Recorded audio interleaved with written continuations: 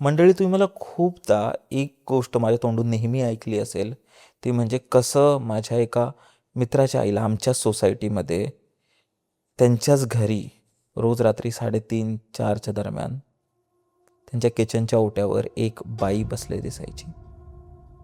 आणि त्यानंतर एक फॅमिली तिथे आली आणि त्यांची जी 5 वर्षांची मुलगी होती, ती नेहमी बाथरूमला जायला घाबरायची.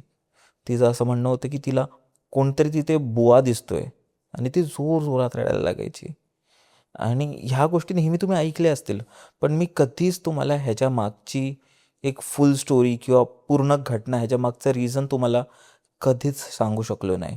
तर जो तो फ्लॅट आहे ना, तो आमच्या एका क्लोज फॅमिली फ्रेंडचा आहे आणि त्यामुळे मी कधीच सांगू नाही शकलो. पण आत्ता जेव्हा त्यांनी तो फ्लॅट विकला आहे, I think now it is the right time की मी त्याच्या मागची पूर्ण हिस्ट्री तुम्हाला सांगू शकतो.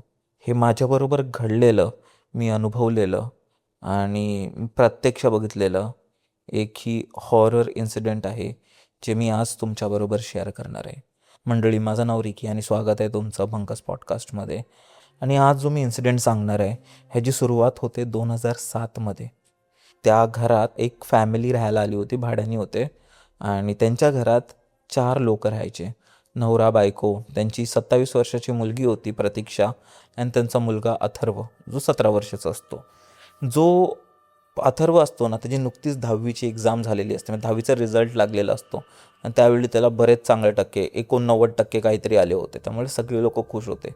त्याचं कॉलेज लवकर सुरू होणार होतं आणि रविवार होता, त्यामुळे त्याचे आई बाबा आणि अथर्व हे लोक शॉपिंगला गेलेले. त्याचे कॉलेजचे काही पुस्तकं घ्यायचे होते आणि त्याला काही कपडे वगैरे हवे होते, तर त्याच्या शॉपिंगला ते लोक स्टेशनला गेले होते. दुसरीकडे जी प्रतीक्षा होती ना, ती खूप जास्त इंट्रोवर्ट होती. म्हणजे जास्त कोणाशी बोलायची नाही, आपापल्यात राहायची. टी व्ही बघायचं तिला प्रचंड वेड, म्हणजे ते रोडी स्प्लिट्सविला वगैरे त्या सगळ्या गोष्टींचा तिला प्रचंड वेड होता. तिच्याकडे एक फोन होता त्या काळी, ते ब्लॅकबेरीचे यायचे ना, असे जाडे कीपॅडवाले फोन, आणि त्यात ती BBMवर सतत चॅटिंग वगैरे चालू होतं. आणि खूप चांगली ताई होती ती, आमच्याशी बोलून वगैरे असायची आणि आपल्यात धुंदीत असायची ती. ठीक आहे. तर आई बाबा आणि अथर्व शॉपिंगला गेले होते. प्रतीक्षा एकटी आपली घरी टी व्ही बघत होती मस्तपैकी. आता ते शॉपिंग करता करता त्यांना, मला वाटतं 8-8:30 वाजले, ते परत घरी आले. जेव्हा घरी आले त्याने नोटीस केलं की टी व्हीचा जो व्हॉल्यूम आहे तो प्रचंड, म्हणजे खूप जास्त होता, पूर्ण बाहेर आवाज येत होता, गाणी लागली होती. त्याने डोअर नॉक केला, दरवाजा ठोकतायत पण समोरून कोण दरवाजा उघडत नाही आहे.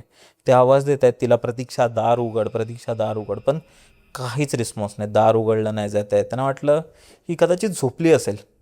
त्याने थोडा वेळ बाजूला वगैरे थांबले, वाट बघितली, परत ठोकलं, पण काय उघडत नाही. जोर जोरात ठोकलं, उघडत नाही. तिला कॉल वगैरे केला, काहीच उत्तर येत नाही. फोन रिंग होतोय आणि हळूहळू सिच्युएशन थोडी पॅनिक व्हायला लागली. लोक जमायला लागली, दुसऱ्या लोकांनी प्रयत्न केला, तिला आवाज वगैरे दिला, काही उत्तर नाही. ते जो फ्लॅट होता ना, त्या पॅसेजवर तुम्हाला माहिती असतील की जुन्या ज्या बिल्डिंग असायच्या, त्यांच्या पॅसेजच्या साईडून पण एक विंडो असायची. म्हणजे मोस्टली व्हेंटिलेशनसाठी वगैरे किंवा एक्झॉस्ट फॅनसाठी वगैरे तिथे एक विंडो असायची. तर त्यांच्या घरालाही तशी एक विंडो होती. तर सगळे लोक जमलेले सोसायटीचे. तर त्यांनी काय केलं की आमच्या सोसायटीमध्ये एक मुलगा आशू नावाचा, तर तो त्यावेळी 5-6 वर्षाचा होता. खूप मस्तीखोर, इथून तिथून उड्या मारायचा. तर त्यांनी काय केलं, आशूला आहे ना त्या खिडकीतून आतमध्ये पाठवलं, कारण तो जाऊ शकत होता. आतमध्ये पाठवलं आणि त्याला बोललं आतून जाऊन तू दार उघड. आशूला कसं बसं आतमध्ये पाठवलं, तो आतमध्ये गेला, पण त्यांनी दार उघडलं नाही. आणि त्यावेळी अजून लोक टेन्शनमध्ये आली, रडारड सुरू झाली की नक्की काय होतंय. त्याला आवाज देत आहेत, त्या प्रतीक्षाला आवाज देत आहेत, कोणच दार उघडत नाही. पोलिसांना वगैरे कॉल लावत आहेत. आणि तितक्यात म्हणजे सिच्युएशन खूप जास्त पॅनिक झाली. तितक्या सोसायटीमधले काही लोक बाहेर निघाले आणि त्यांनी एक मोठी शिडी आणली आणि ती शिडी लावली. त्यांचं घर दुसऱ्या माळ्यावर होतं. एक दादा होता, तो त्या शिडीवर चढला आणि वरती गेला त्यांच्या फ्लॅटच्या इथे. त्यांनी ती खिडकी उघडली. त्याने समोर बघितलं तर जो आशू होता तो तिथेच बेशुद्ध झाला होता. आणि जसंच त्यांनी वर बघितलं, तो खूप जास्त घाबरला. त्याने बघितलं की प्रतीक्षाचे पाय लटकत होते.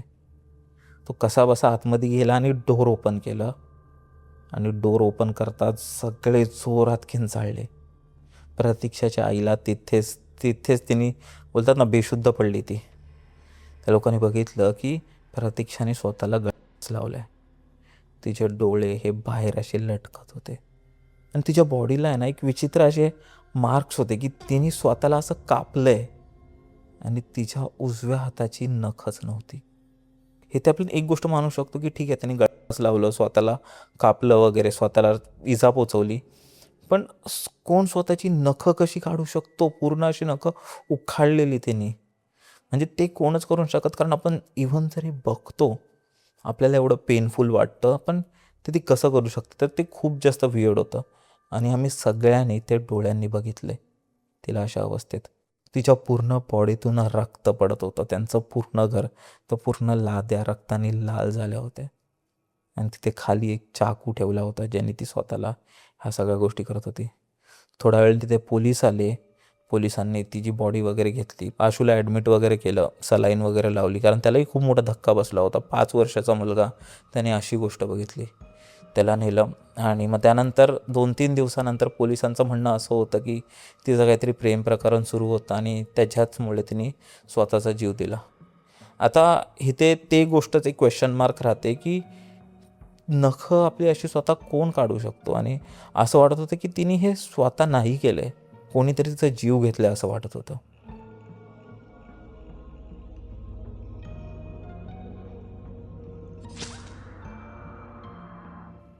पण त्या सगळ्या गोष्टी झाल्या, तिची अंतिमक्रिया वगैरे सगळ्या झालं, 10वं झालं, 13वं झालं.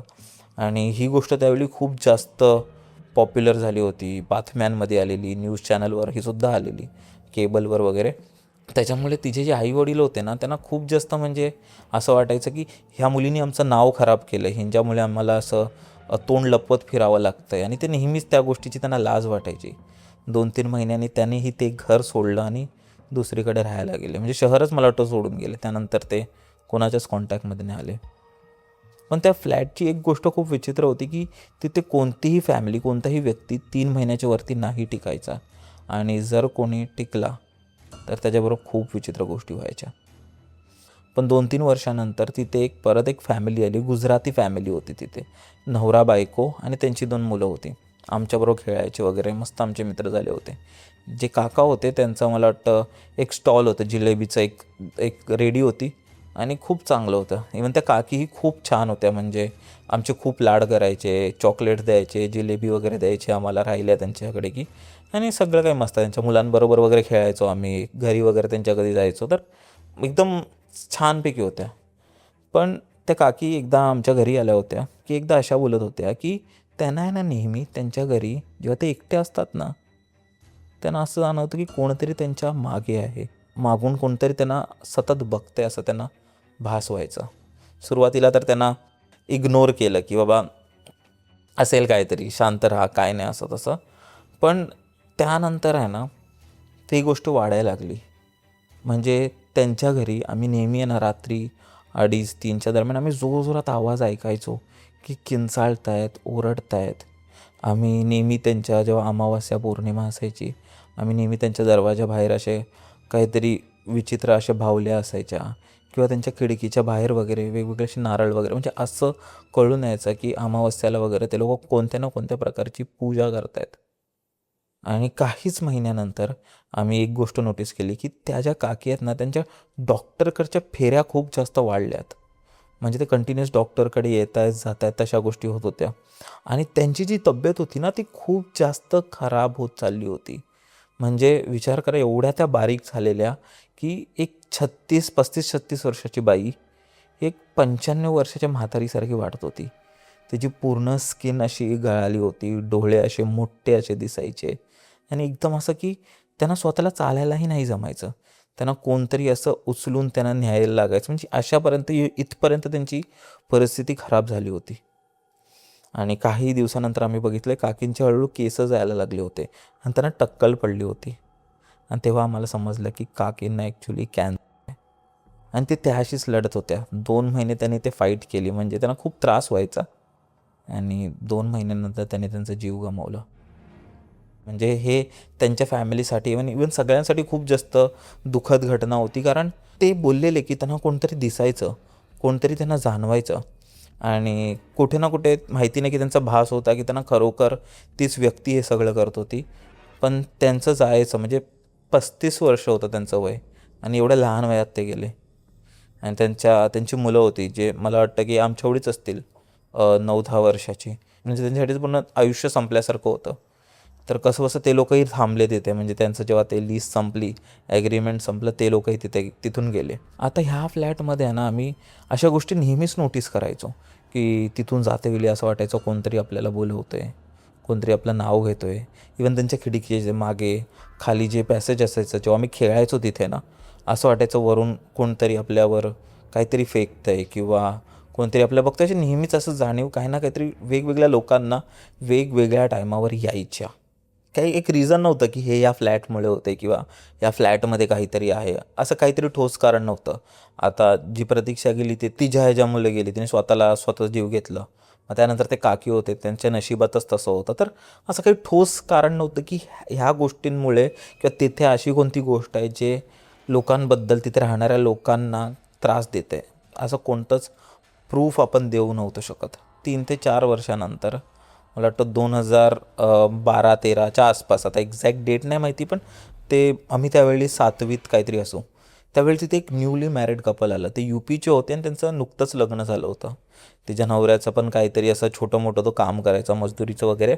आणि हा जो स्पेशली फ्लॅट होता ना, हा त्यांना खूप कमी किमतीत मिळत होता.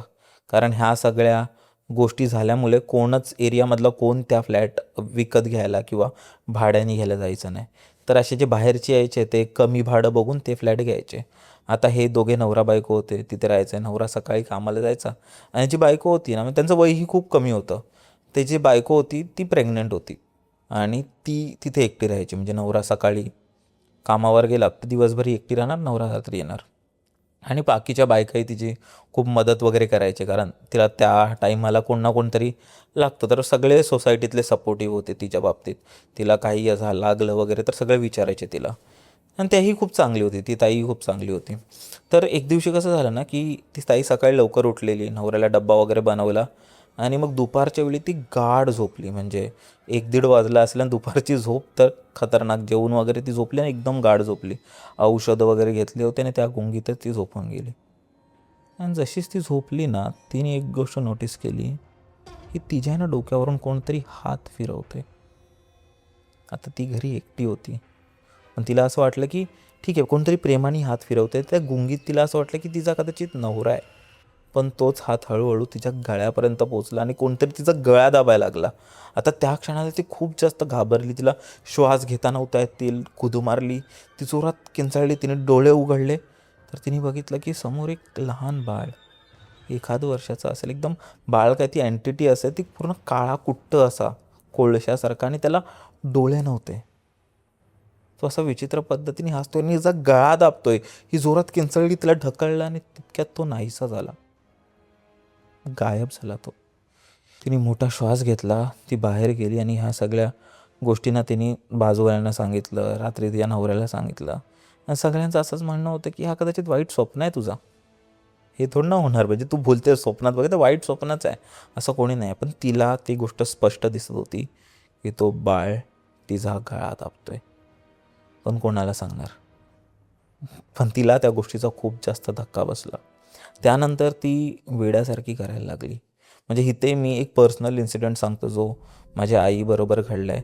ते म्हणजे त्यानंतर तिला जेव्हा हे स्वप्न वगैरे आले ना, त्याच काही दिवसानंतर माझी आई म्हणजे बाजारात गेली होती माझ्या भावाला वगैरे घेऊन आणि ती वर येत होती. आमचं फ्लोअर त्यांच्यावरती होतं आणि तिने बघितलं की ही जी ताई होती, प्रेग्नंट आई, ती खूप जास्त टेन्शनमध्ये होती. ते दादरावर बसली होती आणि डोक्यावर हात होता आणि रडत होती. माझ्या आईने विचारलं काय झालं. त्या ती खूप टेन्शनमध्ये येऊन बोलली की माझा नवरा आहे ना, त्यांनी लॉक लावून तो कुठेतरी बाहेर गेला आहे आणि मी आतमध्ये गॅस चालू केली आणि कुकर ठेवली आणि गॅस सुरू आहे आणि काही होऊ शकतो. मी कॉल, तुमच्याकडे फोन आहे का? माझ्याकडे फोन नाही आहे. तर माझ्या आईने तिला फोन वगैरे दिला. त्याने फोन वगैरे लावला आणि सांगितलं की तू ये लवकर ये, माझ्याकडे चावी नाही आहे, तू लॉक लावून गेलास असं तसं. तर तो बोलला की ठीक आहे मी येतो. तू येईपर्यंत सगळ्या बायका जमल्या, ही रडते आहे पूर्ण. असं असं सिच्युएशन बनवून टाकली हिने की सगळ्या बायका जमत आहेत आणि बोलते माझ्या नवऱ्याने लॉक लावून गेलं, असं तसं, हे ते गोष्टी चालू आहे. 10 मिनिटांनी तिचा नवरा आला आणि तो नवरा बोलतो मी लॉक नाही लावलं आहे. तो बोलतो तूच लॉक लावलं आतमध्ये, हे आहे ते आहे ते. म्हणजे पूर्ण भांडण सुरू झालं. त्यांनी बोलले नाही तुझ्याकडे चावी आहे. ती माझ्याकडे नाही आहे चावी. तर त्यांनी तिचा हात बघितलं, त्यांचा हात असं जबरदस्ती उघडलं तर तिच्याच हातात चावी होती. त्यांनी चावी घेऊन ते दार उघडलं. आतमध्ये सगळे लोक गेली. तर आतमध्ये ना कोणता कुकर चढवला होता ना कोणती गॅस सुरू होती आणि लॉक ही तिनेच लावला होता. म्हणजे ती असे फालतू फालतू सिच्युएशन्स बनवायची, म्हणजे तिला एक वेडेपणा आपण बोलू शकतो तसं होतं. आणि दुसरी एक मी सांगतो की एकदा तसंच झालं की तिला माहिती पडलं ना माझ्या आईकडे फोन आहे.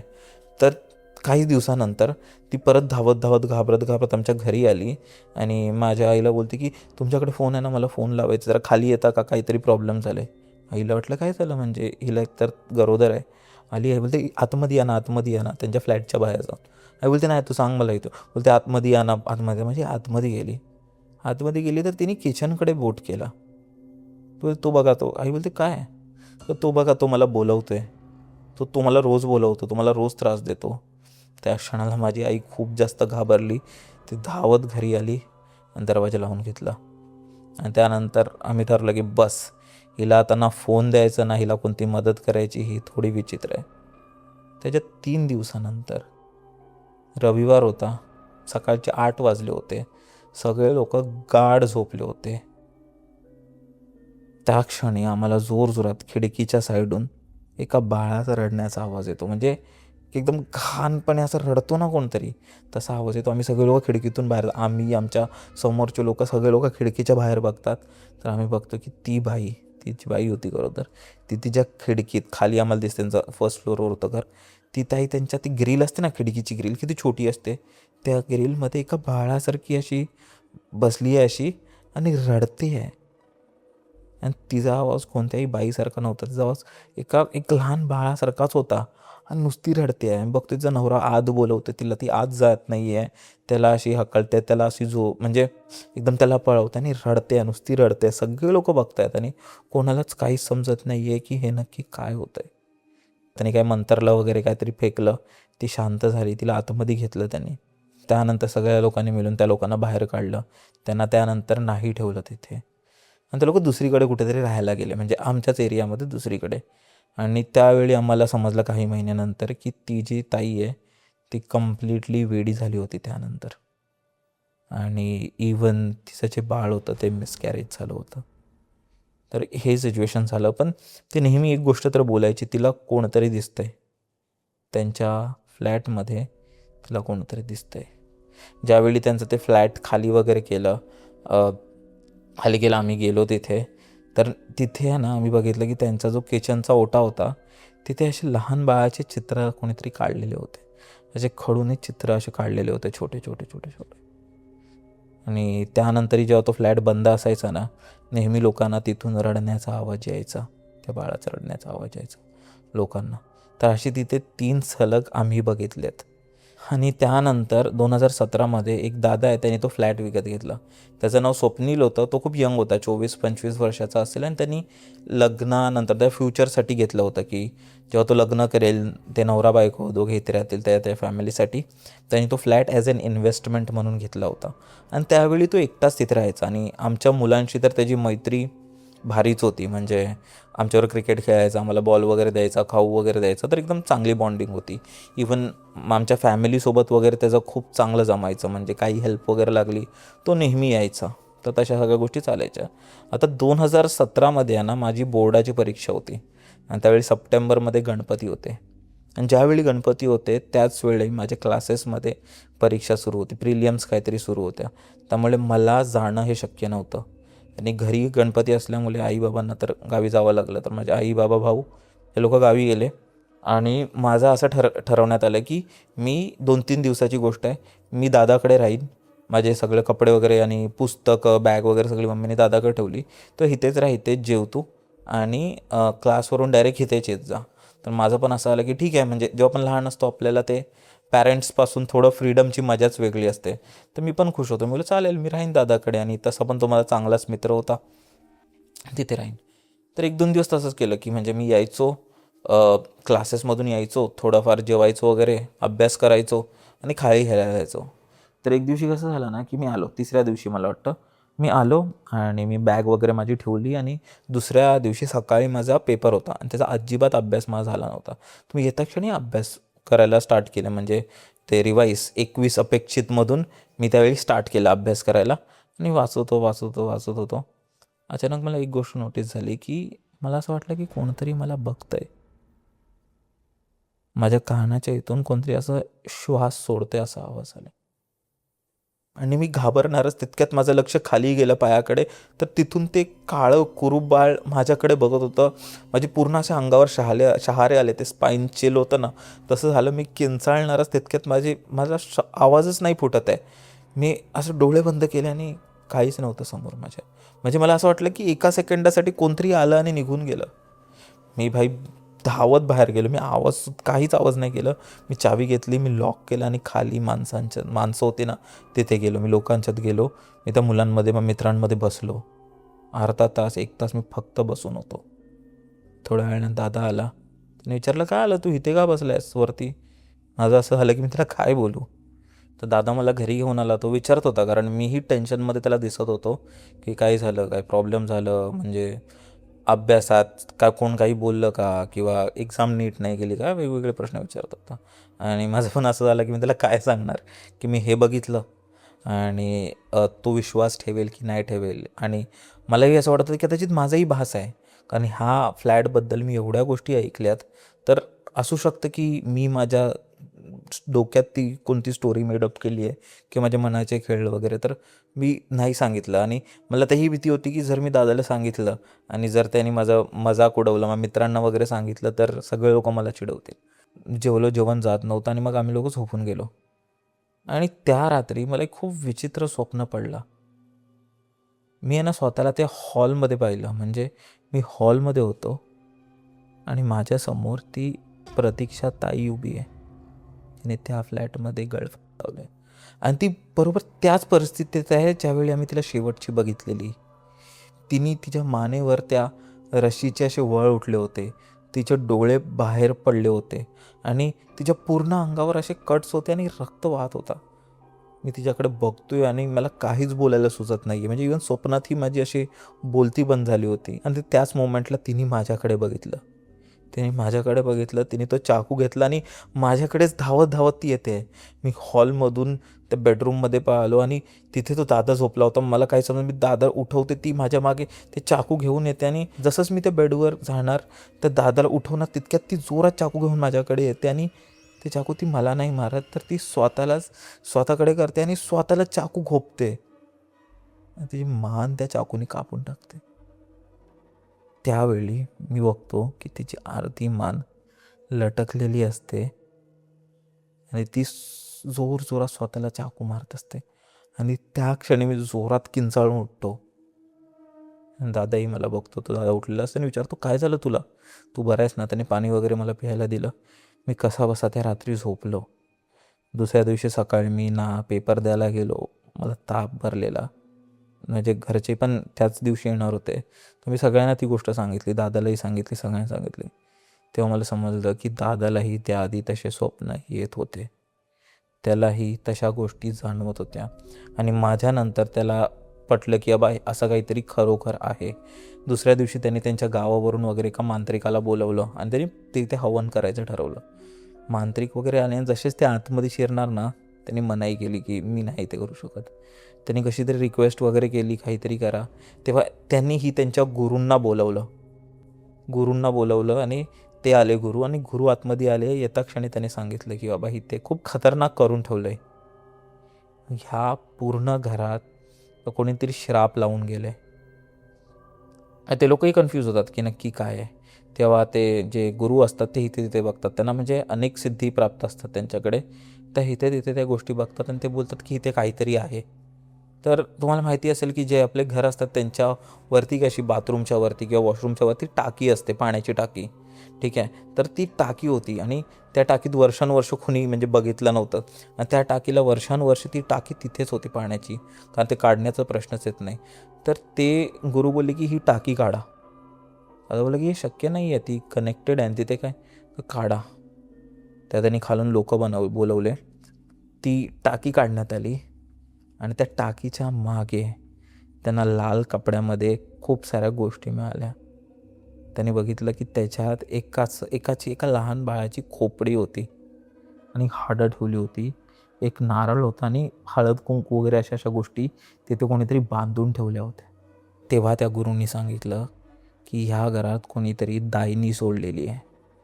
दायनी दायनी काय असतं? तेव्हा ते बोलले की ह्या घरी, कारण त्यांना सगळं काही दिसत होतं स्पष्टपणे. त्यांना डोळे बंद करून त्यांनी सगळ्या गोष्टी सांगितल्या. त्यांनी सगळ्यांना काय काय प्रॉब्लेम झाले, कोण इथे कधी कधी मेला, त्यांनी सगळ्या गोष्टी त्यांना माहिती होत्या. तर त्यांनी सांगितलं की जेव्हा ही बिल्डिंग बनली होती 1993मध्ये, त्यावेळी इथे एक फॅमिली आलेली राहायला, बंगाली फॅमिली होती. आणि त्यांच्या ना खूप गरीब होते ते लोक, म्हणजे त्या काळी पण ते लोक इथे राहायला आलेले इकडे छोट्याशा घरी. म्हणजे त्यांच्या घरी ना पैसा येत होता ना तिला बाळ होत होतं. तर ती जी बाई होती ना, बंगाली बाई, तिने बरेच ती अशी ब्लॅक मॅजिक करायची. मग तिला असं वाटायचं की ह्या गोष्टी, जे आमच्याकडे पैसा नाही आहे, हे नाही आहे, ते ह्या गोष्टीनेच प्राप्त होईल. मग तिने देव वगैरे सगळं करून झालेलं तिचं, तर ती ब्लॅक मॅजिकमध्ये होती. तर ती बऱ्याच अशा रिच्युअल्स वगैरे त्या सगळ्या गोष्टी करायची. आणि त्यावेळी कशी बिल्डिंगमध्ये जास्त लोकं राहायची नाही त्या फ्लोअरवर, तर ती लोकं तीच राहायची त्यांची फॅमिली. तर ती बऱ्याच अशा गोष्टी करायची आणि तिला तरीही तिथे यश नाही मिळायचं. तर तिला कोणीतरी एका तांत्रिकाबद्दल सांगितलं आणि त्या तांत्रिकाने तिला एक दायनी दिली होती. दायनी, जर तुम्ही माहिती असेल तर दायनी एक बंगालच्या कल्चरमध्ये खूप एक गोष्ट आहे. त्याला आपण असंच चेटूक वगैरे करून बोलवतो. आणि ती स्वतःला दुसऱ्यांच्या जीवावर जिवंत ठेवते. म्हणजे जर तिला त्या घरी अजून राहायचं असेल तर ती दुसऱ्यांना मारते. तिला कोण ना कोणतरी लागतो. पण ती जर कोणाकडे आली, त्या माणसाच्या आयुष्यात भरभराटी होते. म्हणजे पैसा वगैरे सगळं त्याच्या घरी येतो. आणि त्यांच्यावर तसं झालं. तिने काही करून ते दाईनी त्यांच्या घरी आणली, तिला बसवली आणि त्याच वेळी त्या बंगाली बाईंनी एक बाळ दत्तक घेतलं, अडॉप्ट केलं एक बाळ. अगदी छोटंसं बाळ होतं आणि जेव्हा ते 10 महिन्याचं होतं, त्याची बळी तिने त्या दायनीला दिली. आणि जे ते हाड आणि जे खोपडी त्यांना सापडलेली होती ना, ती दुसरी कोणाचीच नाही तर त्याच बाळाची होती. त्याने ते सगळं तिथे ठेवलं होतं. पण ती जेव्हा दायनी येते ना, त्या ती फक्त असं नाही की आपण जर फिजिक्समध्ये बोलतो ना की every action has equal and opposite reaction, तर ह्यांच्याकडे भरभराटी आली तर अशीच नाही आली. ते दुसऱ्यांकडून जेव्हा गेलं ते ह्यांच्याकडे आलं. दुसऱ्यांचं जेव्हा लॉस झाला तर ह्यांचं प्रॉफिट झालं. म्हणजे अशा गोष्टी होत गेल्या आणि तेच झालं. तिच्या नवऱ्याचं एकदम लॉस मेकिंग काम एकदम प्रॉफिटमध्ये जायला लागला. पैसा आला त्यांच्याकडे आणि ते लोक मुंबई साईडला कुठेतरी शिफ्ट झाले. आणि इवन शिफ्ट होऊनसुद्धा त्यांनी ती जे दायनी होती ती एक अशा जागे लपवली जी कोणाला माहितीसुद्धा पडणार नाही, त्या टाकीच्या मागे. आणि तीच गोष्ट, ती जी एंटिटी होती तीच सगळ्यांना त्रास देत होती. जी प्रतीक्षा होती ती तिच्यामुळेच गेली होती. ज्या बाईचं मिसकॅरेज हे त्याच्यामुळेच झालं होतं. त्या काकींना त्यांचा मृत्यू झाला त्या आजारपणामुळे, तेही त्यांच्यामुळेच झालं होतं. आणि तुम्हाला आठवत असेल की ती जी बाई होती, प्रेग्नंट बाई, तिला एक लहान बाळाची अशी आत्मा दिसायची. इव्हन मला पण दिसलं ते कुरूप काळं बाळ. ते दुसरं कोणी नसून त्याच बाळाची आत्मा होती जी जिचं बळी दिलं होतं तिने. आणि तेच बाळ तिला झपाटलेलं. तिची आत्मा कायम रडायची. आणि जे बोललो ना की ती एक त्या ग्रिलमध्ये येऊन असं लहान बाळासारखी रडत होती, ते दुसरं काही नसून त्याच बाळाने तिला झपाटलेलं. कारण तिच्यातही एक बाळ होतं पोटात. आणि अशा सगळ्या गोष्टी ते गुरु बोलत होते. आणि इथे मी अजून एक गोष्ट ऑब्झर्व केली की मी ज्या त्या बेडरूममध्ये होतो तिथे आधी, जसं मी बोललो की तो कन्वर्टेड 1 BHK होता. आधी तिथे किचन होतं आणि जिथे मला ती प्रतीक्षा दिसली होती ना, आणि जिथे मला ते बाळ दिसलं होतं जी स्वतःला खोपसून घेत होती चाकूने, ते आधी किचन होतं. आणि हा तोच किचन होता जिथे माझ्या मित्राच्या आईला एक बाई बसलेली दिसायची. आणि ती बाई दुसरी कोणी नसून ती प्रतीक्षा होती. तर तशा बऱ्याच गोष्टी तिथे व्हायच्या. म्हणजे अनेक आत्मांनी तिथे आपलं घर केलं होतं, कारण त्यांनाही त्या दैनीनी कैद करून ठेवलं होतं. ते बाबांनी त्या सगळ्या गोष्टी काढल्या, त्याला कुठेतरी स्मशानात वगैरे राहून त्याच्यावर काही क्रिया वगैरे केली आणि हवन वगैरे केलं. ती दैनी पण एवढी पॉवरफुल होती ना की त्यानंतर ती कधी घरात फिरकली नाही. दादाला वगैरे स्वप्न यायचे बंद झाले. मी तर कधी गेलोच नाही त्यांच्या घरी, पण त्याला स्वप्न वगैरे यायचे बंद झाले. सगळं काही ठीक झालं. पण त्यानंतरसुद्धा आहे ना, त्यांना खिडकीतून आवाज यायचे. ती घरात कधी नाही आली, पण ते लोक अवतीभोवती होते तिथे.